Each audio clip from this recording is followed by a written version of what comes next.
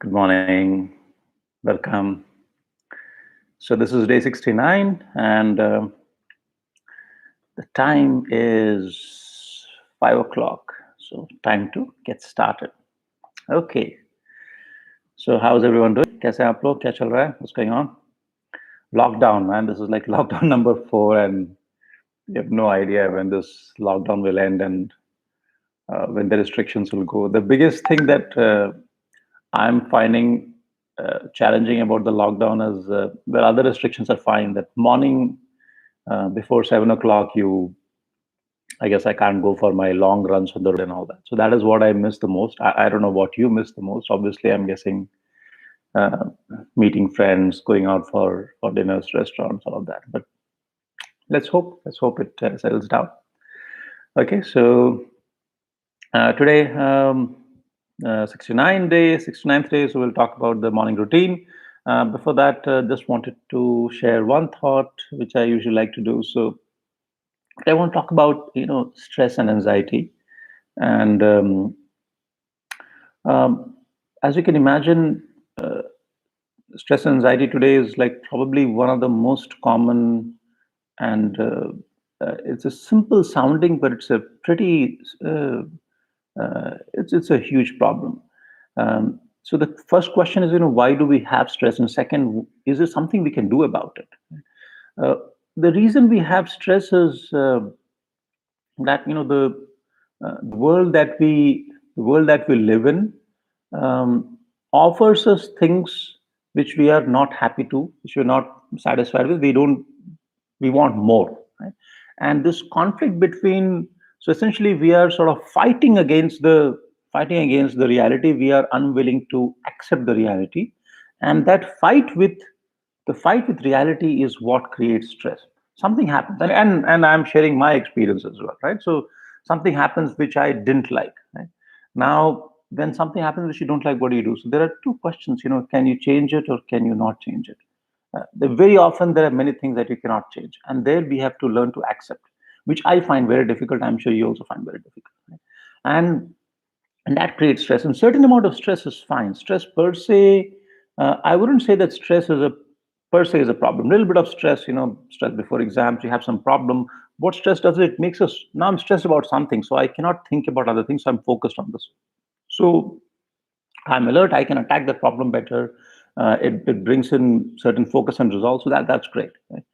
But one thing is, it has to be under control. Second, stress should not be chronic. The biggest problem is chronic stress. Stress is remains on day one, day two, day 50, day 100.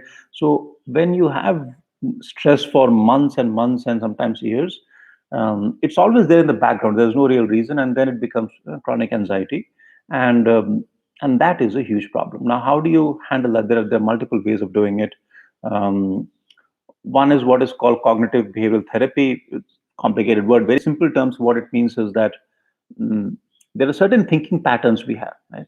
When um, when our friend does not do what we expected him to do, then we have a certain thought process that, okay, this guy, he's out there to destroy me, and everybody else is out there to destroy me. So we have certain thought process that immediately comes up. So we see a pattern, right? We see an incident, and immediately in our mind certain thoughts come up. Right? And what we don't realize is that the thoughts that come up, those are thoughts that we have manufactured. Right? It is not coming from the reality of the world. And if we can learn how to, so it's a very simple idea that, okay, so your mind comes up with certain arguments. If you can logically come up with a counter argument, right? Okay, so my friend did not do what I wanted him to do, maybe because he or she was busy. Even when I'm busy, even I do the, even I behave like that, right? Now, if you can build those sort of arguments, right, and every time we face a situation, we have a sort of counter argument. That is one thing which is very supposed to be very effective. Other is what we are doing, right, which is uh, both meditation and physical workout.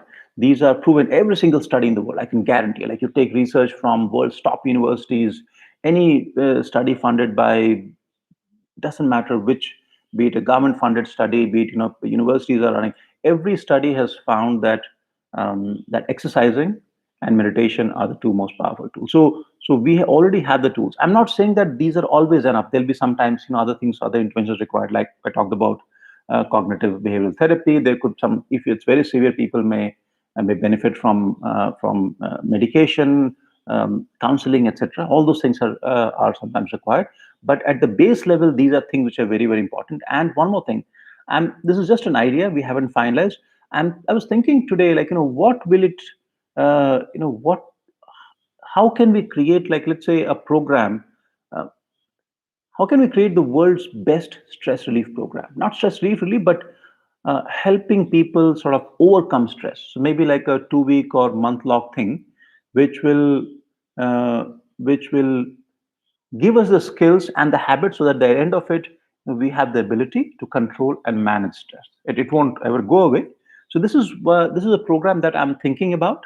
We have not decided to launch it, but we might. In case this might be of interest in the chat panel, please let me know. If you find it interesting, then we'll think about that a little bit more, right?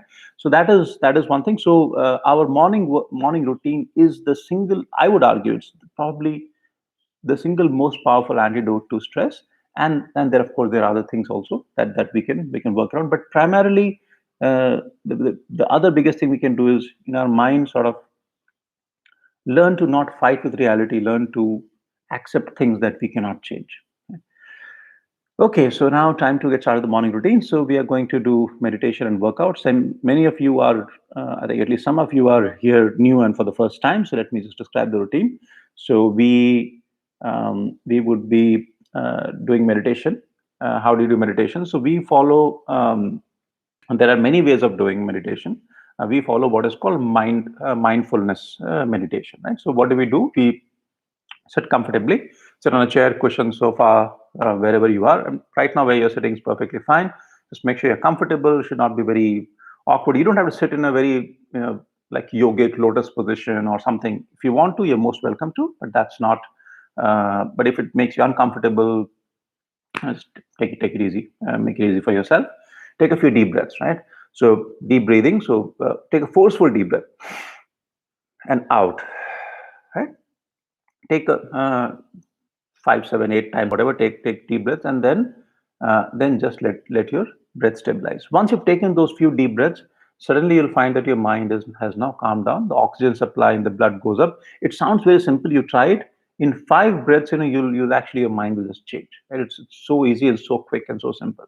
After that, let your breathing just be move at a normal rhythm, and then focus on the breath. Right, the physical sensation when the air goes inside your lungs and it comes out. Just follow it. Right, in, out, in, out. And and you can focus on a particular sensation. So let's say your stomach rising and falling. Just focus on that. And so this is the step number one of meditation. Step number two is, when you're doing that, your mind will inevitably wander. When suddenly you'll find you're thinking about something, you'll not realize how I went from focusing on my breath to this particular thing, right? So when that happens, or when some thought comes, some emotion comes, this is where the challenge is. People think that, oh, I somehow have to make sure that I don't get those thoughts. That will not happen. Thoughts will come. That's fine, right? Don't blame yourself. Don't say, oh, today meditation is not no. It's perfectly fine. Thoughts come. Just realize, okay, thinking about this, or I'm feeling angry about this. That's it, right? And then let that thought go. Just gently let it go, and then bring your attention back to the breath. Right? So this is, just repeat that. This is the practice of meditation. Do it for 10, 15 minutes. If you can do longer, it's phenomenal. And second is physical workout. You can do in any sequence. You can do meditation first, workout first. Totally up to you. Physical workout, ideally half an hour maximum. Well, not maximum, but if you can do up to an hour, that's excellent. I would like you to, any physical exercise is helpful, but I would like you to push a little harder, right? So it should not. If you just do something which is comfortable, let's say you walk for, let us say half an hour. It's health wise, you will get a lot of benefits, but I'll ask you to push yourself a little harder. Why is that? Because when the body pushes itself, right, then to mask the pain and discomfort, your body releases this chemical called endorphins, right? And endorphins give you that feeling of high. They give you a feeling of calm, and I would argue it works all for the mind, it works just like meditation. So it's like another meditation, but you're also getting a lot of physical benefits. Do these two things. How often? Do it every single day. um, for physical workout, you can take a break once or twice a week to give your body time to recover. But meditation, I would suggest, again, it's totally up to you. But if you can do every single day, it's great. If not, do it 5 days a week. That's also fine. But so this is the schedule. Then there are a couple of other things that we want to build in, but we'll get there slowly. We don't want to talk about journaling, but it'll take some time. So we'll not do it a morning session. When we introduce journaling, we'll have like a half an hour session. We'll talk about it, but that will do down the line. These are the things that I want to tell you. Remember one thing. All these things, they sound very simple, but this is the interesting thing. The most valuable things in life are the most powerful things in life are actually very simple. The simple things have hidden beauty, they have hidden power. And just because they're simple doesn't mean they're easy. So this is the mistake we make. We say, "Oh, this is very simple." So no, people always, we all want something magical. So when I conduct ultra learning sessions, children and students often say, people ask like, how can we improve memory? So they want some magical thing to improve memory. There is no magic anywhere. But but these simple things, they're actually magical.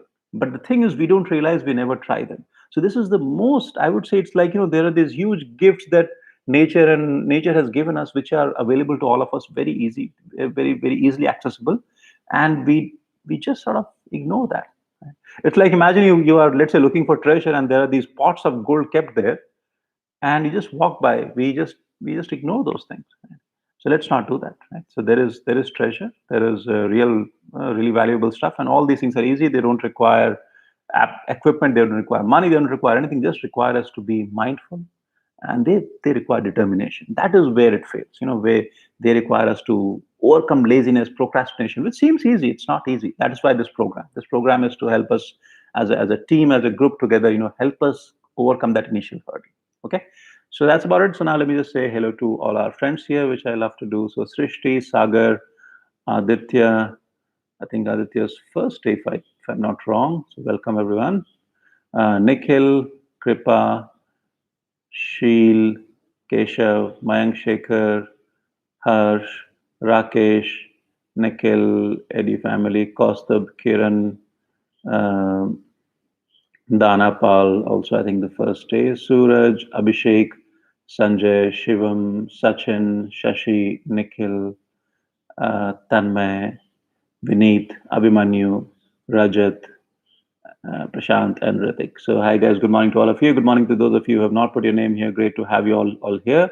And yeah, time to get started. Remember one thing: uh, getting up in the morning, doing these things. It's easy. It's every few days you'll have this feeling that, "चलो आज छोड़ते हैं यार, we'll do it another day. थोड़ा आराम करते हैं." Right? That's how good habits break, right? So habits require consistency, and what you're doing here is a simple task, but it's challenging. It's very powerful. So I think it's all credit to you that you could make it at this very early morning time.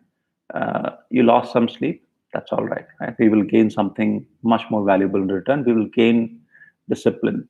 Once we have discipline, we can free ourselves from this constant attack of laziness and helplessness. Right? So our goal is to change the way we think, to change who we think we are, and that starts with the morning. Time to get started. I'll see you tomorrow. What time? 5 o'clock. Bye bye.